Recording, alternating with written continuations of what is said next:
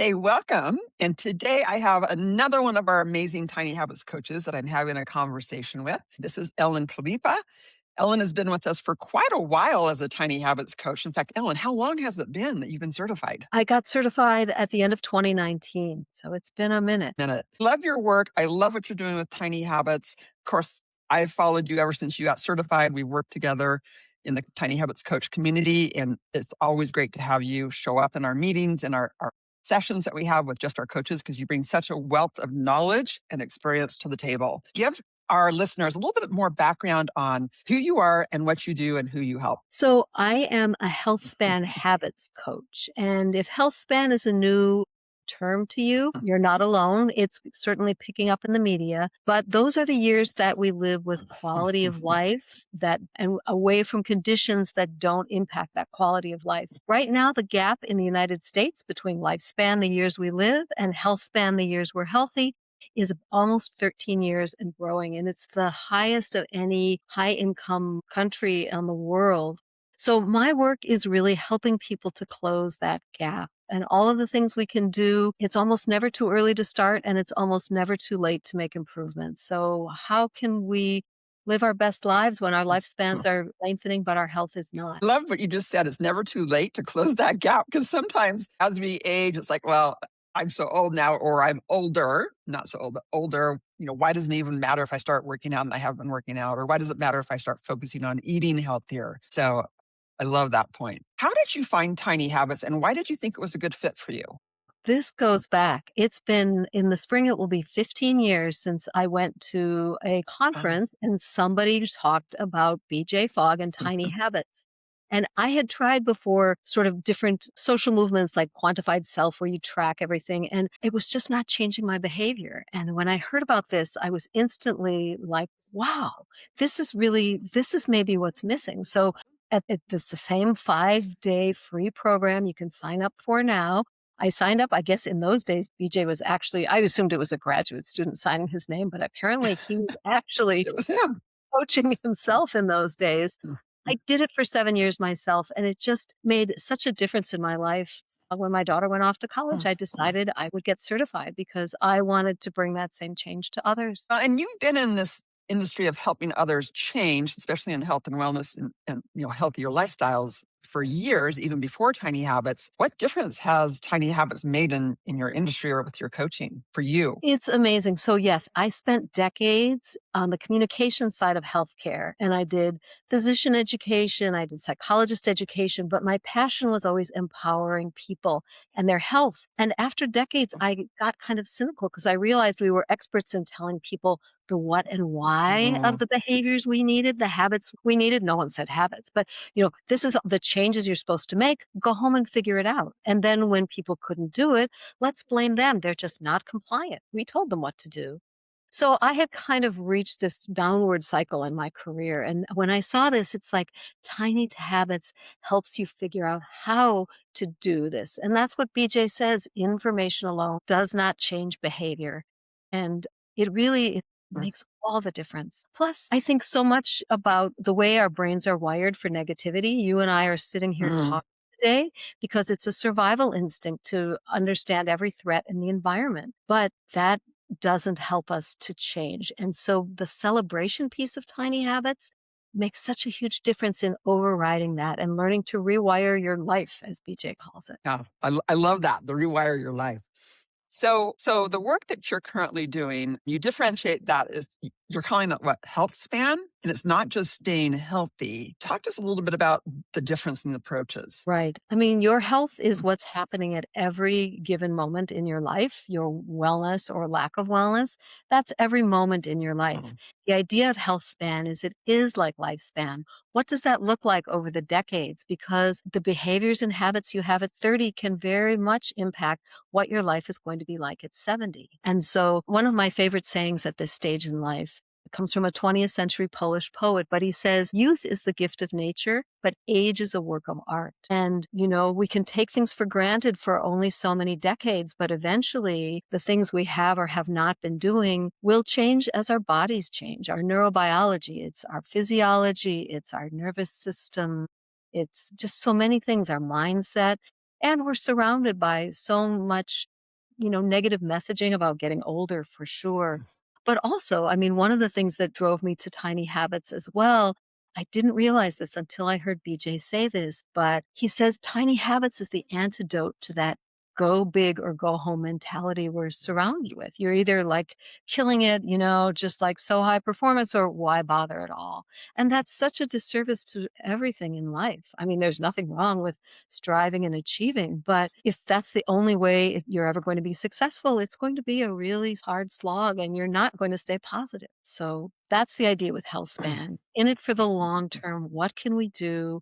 What are the smallest efforts we can make to start out just to improve our health and well-being for the long Well, term? and you just said, and this was I touched on it a little bit earlier too, but you really just said that I want to dive more deeply into and ask you about the clients that you work with and the mentality of go big or go home, or we're at an age like why do anything at all? How do you combat that? Well, I think a lot of it has to do with figuring out what it is that people really want. So, that ties in initially to their values. Why are you coming to a coach anyway? Something in your Mm, life is making you seek out support and helping people figure out what it is they really want, why it matters, what difference it will make. So there's that approach. And then from there, after that, as you help them explore their life and decide and be able to describe a hopeful future that they'd like to have, then you start getting into what are the actions that support that? What are the behaviors? And so many times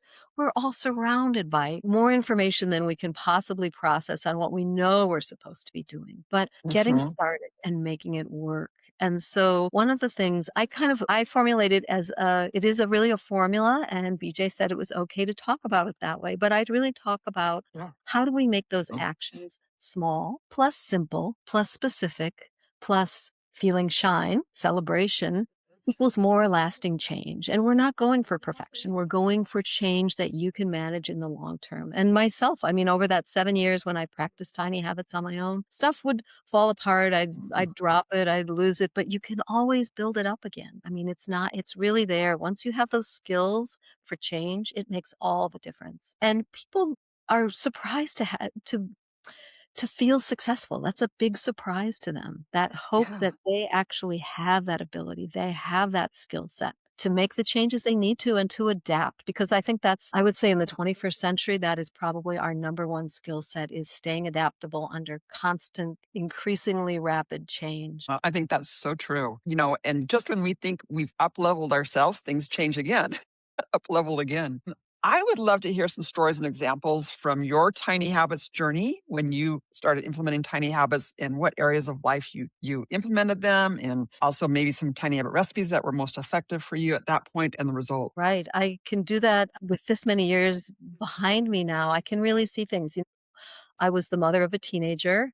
I was kind of in that midlife, they talk about the U curve of happiness. The 50s is a Wow. challenging time in many people's lifespans because you may have had big dreams about how your life was going to turn out, or some of that sort of youthful fantasy has fallen away. Mm, Maybe you're raising a family. People have had all kinds of things happen to them, life traumas, life wow. transitions. And so that's a time of life where you really have to look around and go, what do I want? And the message we've always gotten coming to us from the 20th century is, well, you're kind of finished at 40 and it's all downhill from 50. And so to really Yeah. say, I never believed that. My mother was a gerontologist. She Hmm. worked, with the field of the psychosocial side of growing older. And so I never believed that. I knew it wasn't true, but how do you take action when all you hear is that, you're just heading for the dumps? And so that was, what do I want? What do I want my life to be? My daughter's, going to go off to college and be an adult, and I've been a parent and I've had this career and I'm cynical. So it was amazing to find ways to sort of say, okay, Mm. I have to take better physical care of myself. What is going to be my habit? I have to, my nutrition has to be better. And I guess as you and I both know, coach as a tiny habits coach, I coach for the Uh-huh. Thrive Global platform. And Yeah. I love the way they put it. They talk about the 5 daily habits. So I didn't have this wonderful framework. I kind of figured it out myself, a little bit of more physical exercise, a little more being in nature, whatever it Uh-huh. was. But I love those 5 daily habits. So I would say I kind of pieced it together for myself, Yeah. but again, and it's in whatever order that it works for you. They Thrive has their methodology, which priority, but I Mhm. think it's a very individual decision. So for myself personally, it's movement, it's nutrition of food, it is good enough sleep, it is controlling chronic stress that just goes on, and it's social Mhm. connection. So those are the 5. You can find out when your kids grow up, you suddenly maybe social connections you had that were based on their lives, you don't have anymore. What do you build for yourself Yeah. going forward? Where do you find the people that matter, the health habits that matter, and where your life is going? How do you find purpose and meaning? So my tiny habits help me in all of those. And these are things I share with everybody because thriving and flourishing as our life goes on and we're Yeah. not seen as those golden 25-year-olds anymore really requires all of it. You know, you bring up such good points there, and I'm going to circle back to social connection in a second. But I wanted to really magnify or put the light on the fact that you are not only are you one of our amazing Tiny Habits coaches, but you also are one of our coaches that also coach for Thrive in their corporate wellness program. And you also work with people that are using GLP-1s to obtain weight loss and maintain weight loss and then get off the GLP-1s. I get always great reports back from your work that you're doing for them, basically in our behalf as a Tiny Habits coach. So I'm just so grateful that you're doing that work and the contributions that you give to that industry, as well as how you represent Tiny Habits, because you do a beautiful job. But in that capacity, what have you seen are some of the biggest challenges for those individuals that you coach in those two roles? Yeah, I mean, I guess everybody knows how the labor force is changing, that fewer and fewer people are doing more and more work in their roles. And Hmm. it's so stressful. And people may have health conditions. Some people on GLP-1s actually are there because of diabetes, type 1 or type Mm, 2. So, trying to have a professional life, a home life, and take care of yourself is really a challenge. And yeah. I think a lot of people just need support. They know what to do, but getting organized, setting up your environment, Hmm. setting up the right food behaviors for success. It goes back even to what BJ talks about a super fridge, having that, whether it's a Sunday evening or whatever you do to prepare, make it easy for yourself. Try to take down those barriers so that you can succeed. Go for small, go for simple, go for specific. So I found that that's really one of the things people need more than anything. They know what to do. They just don't know where to begin because they're overwhelmed. And that's really part of the power of setting the bar low. I like saying, BJ talks about set the bar low.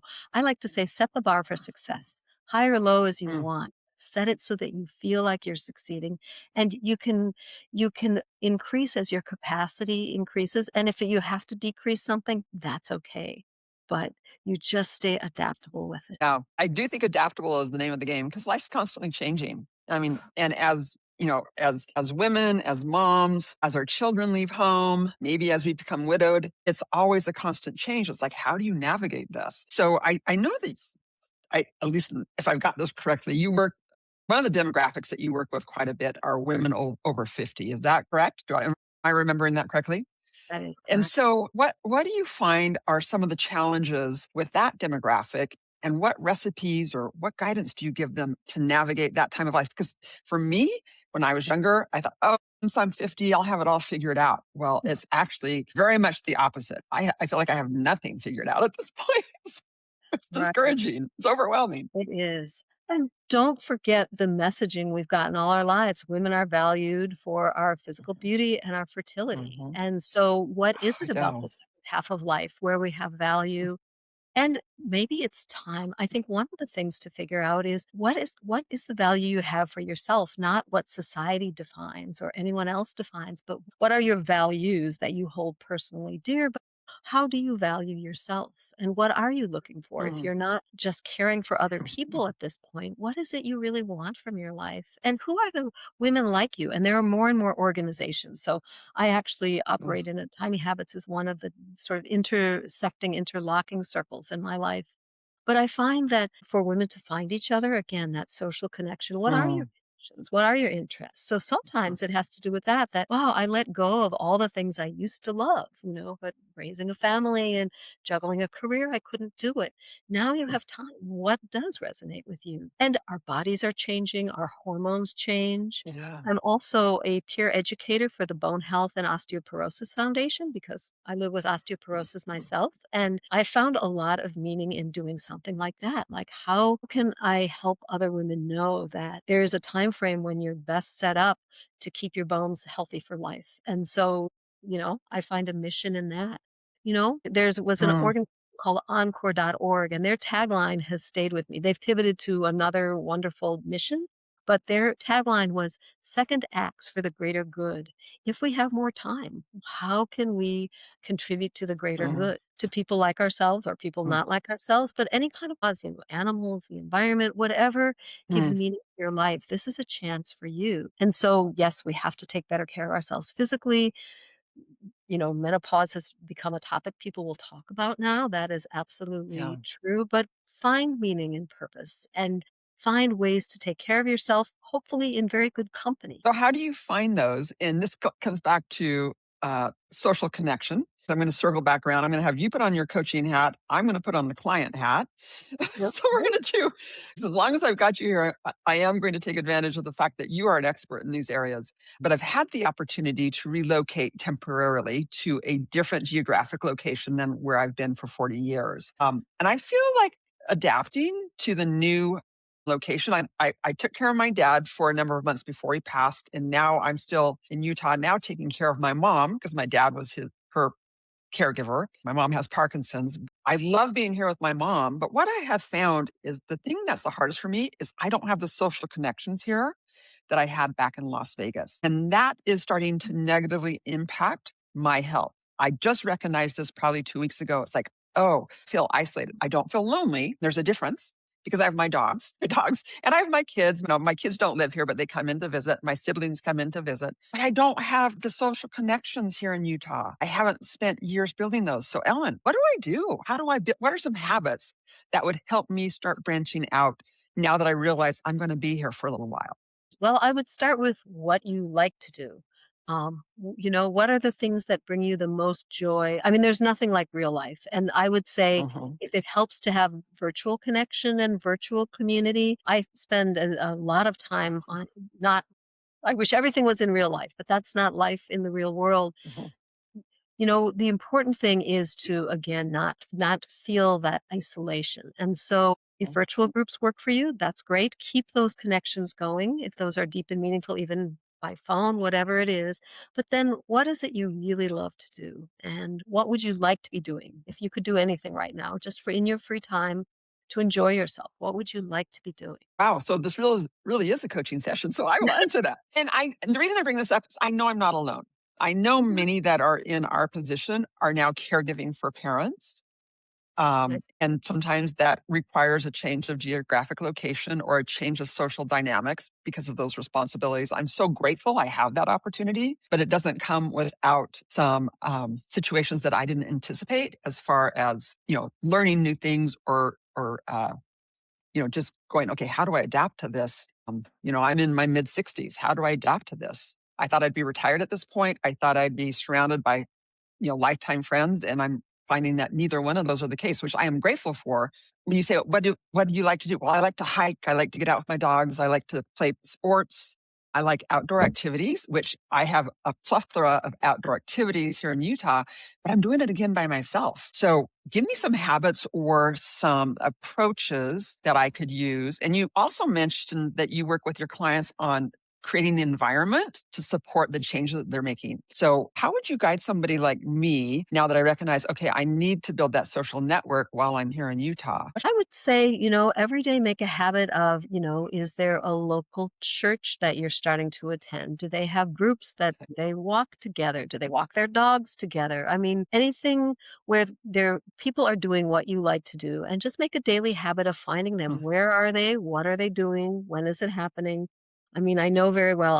I would describe myself more as a care manager for my 93-year-old mother. She lives in independent living situation, but there are so many things. I'm the only family member that's close regularly every month of the year. And you have to, as they say in the airline business, put your own oxygen mask mm, on.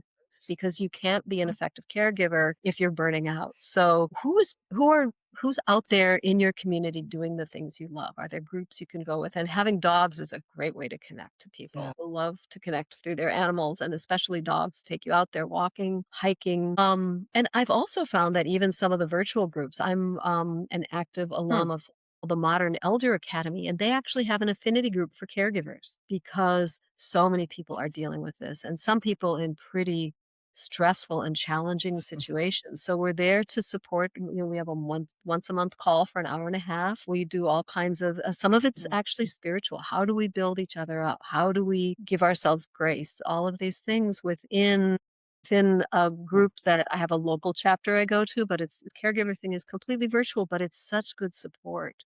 So I would just Mm. say, see what you can find both in real life and online as a support for the things that you love, that give you meaning, and that uplift you, because that's the name of the Yeah. game in caregiving for sure. Well, and I love the fact that you said make it a daily practice, make it a daily habit to seek those relationships out.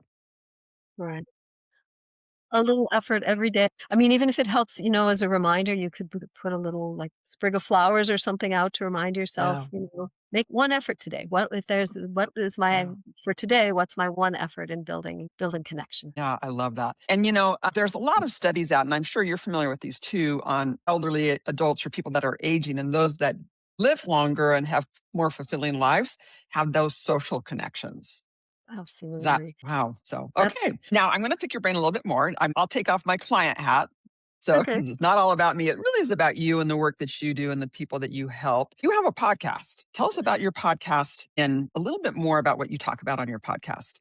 It's part of something called the Rethinking Aging Club. It's called Okay. News for the Ages. They do 2 podcasts a week. One is specific to products and services they're now calling age tech. It's kind of innovation Hmm. in the space because, the kinds of institutions we have now, these retirement communities, continuous care, all of that, they're getting more and more expensive and beyond the reach of Yeah. most middle class families. So a lot of what's going to be happening is we'll be aging in place at home, and technology will help us. It will I not see. substitute for having real people in our lives and real caregivers, but it will make our homes much more livable. And as opposed to having to sell and, not by choice, but to go somewhere else. So Yeah. they do this whole thing on age innovation, but then on Tuesdays, they do a room called News for the Ages. And we look for studies and just news stories that are current. And we share a lot of information, and it's been such an education for me. I'm so happy to do it. And we each have our specialties. So I will do things definitely behavior design and habits are mine, health span, anything to do with GLP-1. Not a clinician, but Yeah. I have these different areas of expertise, and it's just been the things I have learned. For instance, I put movement at the top of my 5 daily habits because more and more studies are coming out showing that as we do resistance training and we keep our muscle strength, it actually is neuroprotective for our brains. Our brains release a Mm. chemical called BDNF, which is brain derived neurotrophic factor. That keeping up of the muscles and staying in good shape is actually protective to our brains. Every week it's an education on something else. And it's a great, it's everything from people planning their finances or working, adult children working with their elderly parents to plan for things, to have the difficult conversations. There's an article on almost everything in that news podcast. So it's been a thrill for me. I look forward to every Tuesday afternoon when we record. So your role then with that podcast is being a researcher? Is that or I would tell me a call little it a bit more reporter. about your role? We're called reporters. And so Oh, reporters. Okay.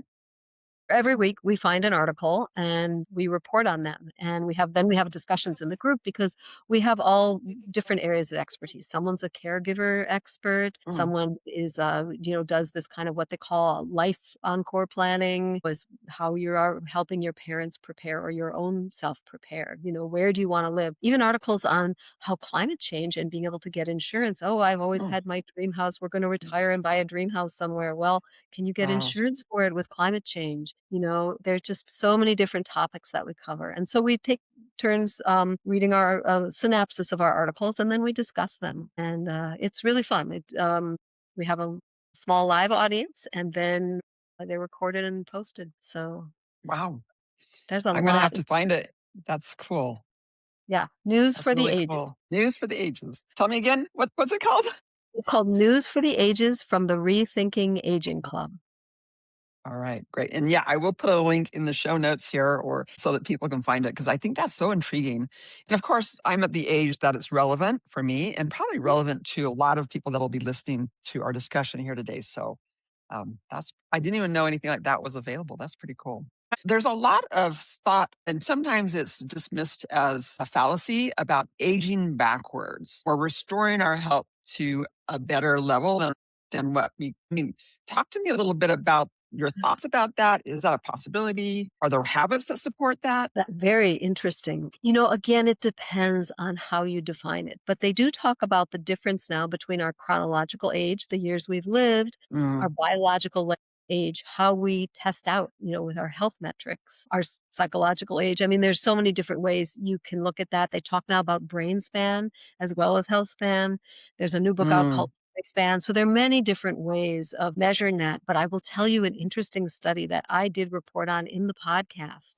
So the International Monetary Fund was doing research. They were mostly concerned about so many societies on Earth are aging.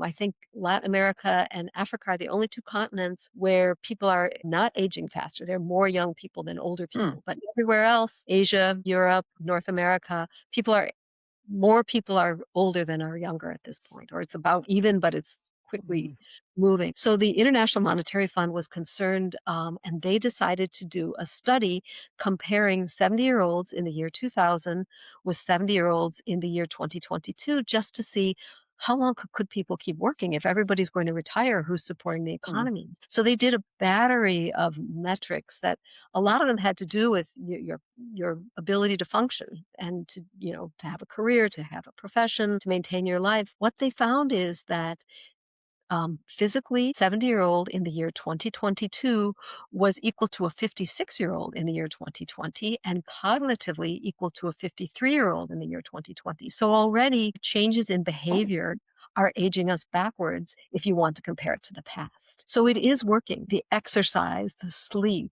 the better nutrition, all of that is really, it's really happening across all kinds of societies. They looked at 41 countries. So yes, our habits, those 5 daily habits, get the sleep, have the social connection, the food, the movement, all of that, it really is working. yeah. We can age backwards if you want to say it that way. That's encouraging. I think that's really encouraging. So what are some of your daily habits that help you age backwards or that you attribute to helping you have a healthier life? Right.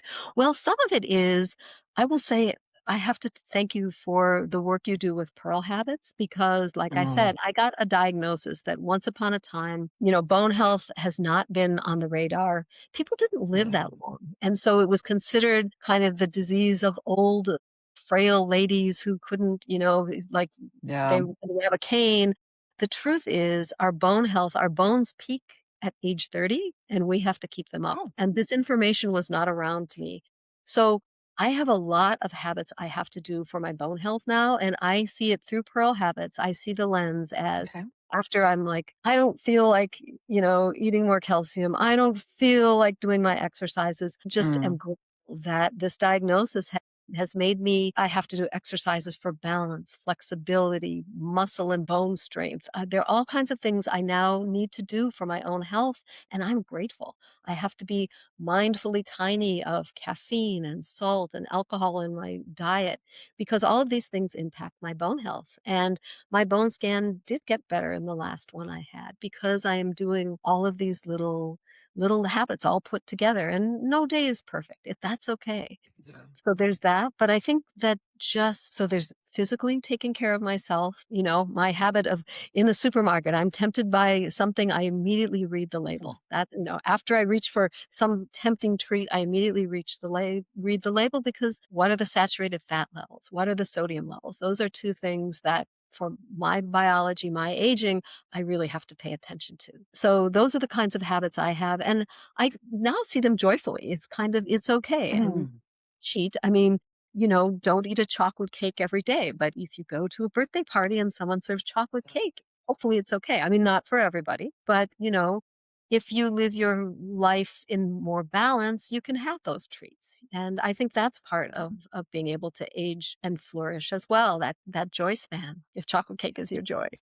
Yeah. Well, and I love the fact that your habits are giving you the ability to choose, that you make the choice as opposed to your limitations or circumstance make being forced to make the choice for you. Does that make sense? I don't think I said that very well, but it sounds like what you're doing right now with your daily habits and implementing them gives you more ability to choose some of the freedoms that you have and how you feel. Is that a good interpretation of that, or what do you think? I think that thank you so much. I guess, there was a while, maybe it was during COVID, I was on some online something, we were all holding our spirits up with that, and somebody said, instead of saying, "Why is this happening to me?" You can say, "Why is this happening for me?" It's exactly what you said. Mm, That's what is the good that could come out of yeah. this? This is the situation. I can't change that, but what good could come from this? And so for me, I feel Wow. like I'm in better shape. Not only have more muscle, but I'm flexible. I mean, flexibility is one of the most important things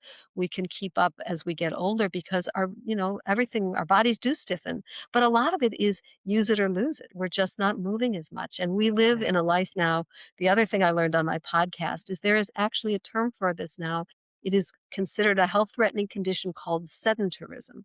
We're just sedentary. We don't need to get out of, Mm, we get from our couch to our car to our bed. yeah. We aren't as active as we need to be. You have to make those efforts and it makes a difference and it feels wonderful when you move, when you go to the gym to work out, whatever it is you're doing. It feels good. A lot of our aches and pains are because we're not using it. We're losing it. Well, and the shift of perspective or the shift of looking at things differently, I love how you said, "What is this doing for me?"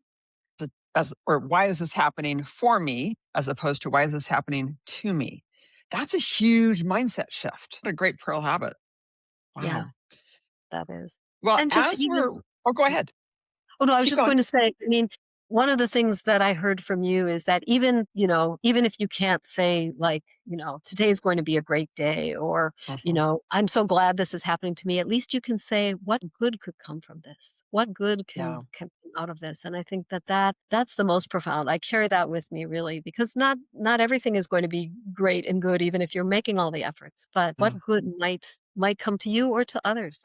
Well, Ellen, you have such a wealth of information. If people want to learn more from you, what's the best way for them to do that? I would say connect with me on LinkedIn. That is where I'm most Okay. active, and you will find me there, and I would love to connect with anybody who's interested. Well, one final question. What would be the number one takeaway or guidance that you would give somebody that's listening? I would say if you're at a point in your life where you need to think about your health span, and I would say that's starting about age 30, you need to Mm. think about, again, my actions today really are going to predict my future. And what are the small habits I can start, those little behaviors that I can start now that are going to give me the future I envision for myself? Well, and as I'm listening to you, give you the choice, put you in a Yes. situation where you have the ability to choose as opposed to those choices being limited or taken away from you because you're not because of your health limitations. So, Ellen, Okay. thank you so much. Really appreciate your wisdom and your guidance and sharing what you shared with us today. Thank you for being here. Thank you for having me. It's been a pleasure.